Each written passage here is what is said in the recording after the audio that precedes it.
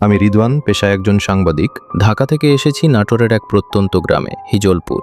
উদ্দেশ্য এক রিপোর্ট তৈরি করা দেশের পুরনো জমিদার বাড়ি আর লোককথা নিয়ে। আমার থাকার ব্যবস্থা হয়েছিল মোহাম্মদ আলী জমিদার বাড়ি, যা আজ পরিত্যক্ত বললেই চলে। একমাত্র একজন বৃদ্ধ কেয়ারটেকার আছেন, কাদের চাচা। আমি বাড়িতে পা রাখতেই গা ছমছমে অনুভূতি হলো। বিশাল সদর দরজা, রংচটা দেয়াল, অন্ধকার বারান্দা আর এক কোনায় ধসে পড়া প্রাচীন পুকুর ঘাট। কাদের চাচা আমাকে সতর্ক করলেন, বাবা, সন্ধ্যার পর ছাদের দিকে যাইও না, আর কেউ এসে কথা বললেও যদি নাম না জানো উত্তর দিও না। কথাটা শুনে হেসে বললাম, ভূতের ভয় পায় না সাংবাদিকেরা। চাচা শুধু বললেন, ভূত নয়, এরা নাম চায়, আর যার নাম তারা জানে সে আর ফিরে আসে না।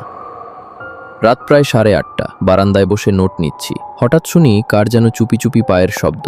ঘাড় ঘুরিয়ে দেখি একটা মেয়ে দাঁড়িয়ে আছে, সাদা সালোয়ার কামিজ, ভিজে চুল, অদ্ভুত ফাঁকা দৃষ্টিতে তাকিয়ে আছে আমার দিকে। সে বলল, আপনি কি শহর থেকে এসেছেন? আমি বললাম, হ্যাঁ, আমি রিদওয়ান। সে একটু হাসলো, তারপর বলল, আমি মেহজাবিন, এখানে থাকি।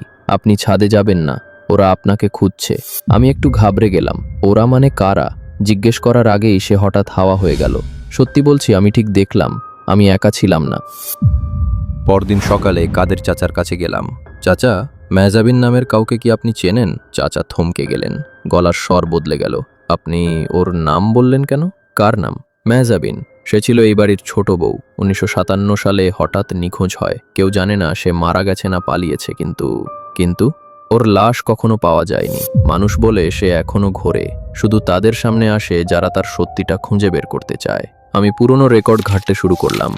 ইউনিয়ন অফিস, স্থানীয় লাইব্রেরি, এমনকি মসজিদের পুরনো খাতাও। সব জিনিস বলছিল একটা কথাই, মেহজাবিন নামে একজন বউ সত্যিই নিখোঁজ হয়েছিলেন। তার স্বামী ছিলেন খুবই নিষ্ঠুর, সন্দেহপ্রবণ। অনেকে মনে করে তিনি নিজেই মেহজাবিনকে মেরে ফেলেছিলেন, কিন্তু কোনো প্রমাণ নেই।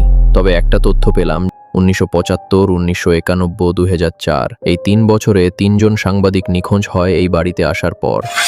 সেদিন রাতে আবার সেই মেয়েটি এলো। সে বলল, তুমি কি আমার কাহিনী শেষ করবে? কেউ করে না, সবাই ভয় পায়। আমি বললাম, তুমি কি ভূত, আত্মা? সে হাসলো, বলল, আমি শেষ অতিথি খুঁজি, যে সত্যিটা লিখে দেবে, তারপর আমি চলে যাব। আমি হ্যাঁ বললাম। তারপর সে বলল, আমার মৃত্যু ছাদে হয়নি, হয় কুয়োর পাশে। আমার স্বামী আমাকে পাথর দিয়ে মাথায় মেরে ফেলে, তারপর লাশ ছাদের পাশের দেয়ালের মধ্যে গুজে দেয়। সেই দেয়ালটা এখনো অটুট। যদি সত্যি চাও, ছাদের দক্ষিণ দেয়াল ভাঙো। কাদের চাচা জানেন সব। সকালে কাদের চাচাকে জোর করলাম। অনেক চাপাচাপির পর তিনি কাঁদতে কাঁদতে বললেন, হ্যাঁ আমি জানি, কিন্তু কি করতাম? জমিদার স্যার আমায় ভয় দেখিয়েছিল, আর এখন তো আমি শুধু পাপচারী। তার সঙ্গে গিয়ে ছাদের দক্ষিণ দেয়াল একটু ভাঙতেই একটা হাড়গোড়ের মতো জিনিস বেরিয়ে এলো, মানুষের কঙ্কাল, সাথে একটা ছেঁড়া ওড়না, তাতে মেহজাবিন নাম গাঁথা করা। আমি ছবি তুলে রিপোর্ট তৈরি করলাম, সব পাঠালাম ঢাকায়। সেদিন রাতে আমি শান্তিতে ঘুমোতে গেলাম, কিন্তু ঘুমের মধ্যে শুনি কারা যেন ফিস ফিস করছে। সে আমাদের নাম বলেছে, সে নাম দিয়েছে, এখন তাকে যেতে হবে। চোখ মেলতেই দেখি আমার ঘরের চারপাশে অন্ধকার ছায়া, এক একজন এক এক রূপে। কেউ 1975 সাংবাদিক, কেউ 2004 তরুণ, সবার চোখে মৃত্যু। তাদের মধ্যে দাঁড়িয়ে সেই মেয়েটি, মেহজাবিন। সে বলল, তুমি আমার নাম বলেছ, তুমি আমাকে মুক্তি দিয়েছ, কিন্তু তুমি ভুল করেছ, তুমি নিজের নাম দিয়ে ফেলেছ। আমি চিৎকার করে উঠলাম, মানে? সে হাসলো, তুমি এখন শেষ অতিথি এই বাড়ির। এটাই ছিল মেহজাবিনের গল্প, আর আমারও। ভয় পেলে একটুখানি লাইক দিও, সাহস দেখালে সাবস্ক্রাইব করো। আবার দেখা হবে অন্য কোনো অন্ধকার গল্পে। ততদিন পর্যন্ত নামটা মনে রেখো না, ভুল করেও না।